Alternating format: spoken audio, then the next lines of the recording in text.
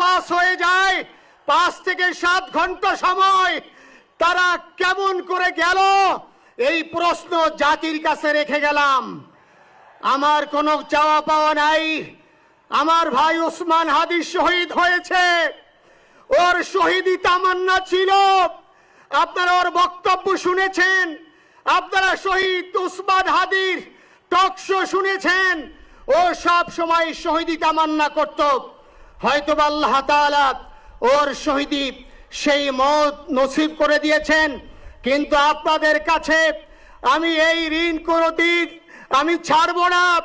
আমার ভাই শরীফ ওসমান হাদির বিচার যেন প্রকাশ্যে এই বাংলার জমিনে আমরা দেখতে পারি। ভাইরা আমার, 7 দিন হলো, এখনো পর্যন্ত আমরা কিছুই করতে পারলাম না। এই দুঃখে কলিজা ছিঁড়ে যাচ্ছে। আমরা ওসমান হাদির জন্য দোয়া করি, আমরা ওর সন্তান ওর স্ত্রীর জন্য দোয়া করি। ওর সন্তান মাত্র 8 মাস বয়স।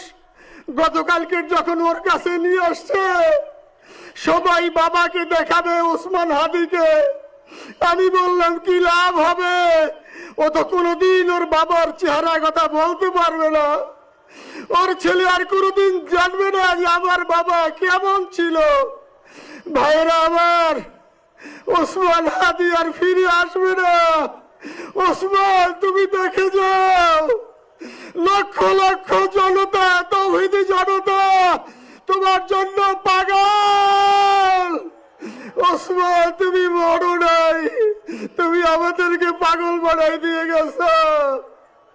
আল্লাহর কাছে আমরা সবাই দোয়া করি, আল্লাহ যেন আমার ভাই শহীদ শরীফ ওসমান হাদিকে জান্নাতুল ফিরদাউসের মেহমান হিসেবে কবুল করেন। আল্লাহ তাআলার কাছে দোয়া করছি, আয় আল্লাহ তাআলা, আমরা যারা বেঁচে আছি ঈমানের সাথে, স্বাধীনতার সার্বভৌমত্ব রক্ষা করে তৌহিদের দ্বীপ বাংলাদেশকে যেন আমরা রক্ষা করতে পারি, সেই তৌফিক আল্লাহ তাআলা আমাদের নসিব করুন। আপনাদের সবার কাছে দোয়া চাচ্ছি। আমার মেজো ভাই ওমর ফারুক সাথে ছিল, ওর জন্য আপনারা দোয়া করবেন। আমার ছোট বোন মাসুমা অ্যাবনর্মাল হয়ে গেছে, তাকে চিকিৎসা করাচ্ছি, ডাক্তাররা বলছে অনেক বেশি সমস্যা। আমাদের পরিবারের জন্য একটু দোয়া করবেন। আমাদের আর কোনো চাওয়া পাওয়া নাই। শরীফ ওসমান হাদি, তুমি বেঁচে থাকো, আমরা ওর জন্য দোয়া করি। আল্লাহ তাআলা শরীফ ওসমান হাদিকে জান্নাতের সর্বোচ্চ মাকাম নসিব করুন। আমিন। আসসালামু আলাইকুম ওয়া রাহমাতুল্লাহি ওয়া বারাকাতুহু।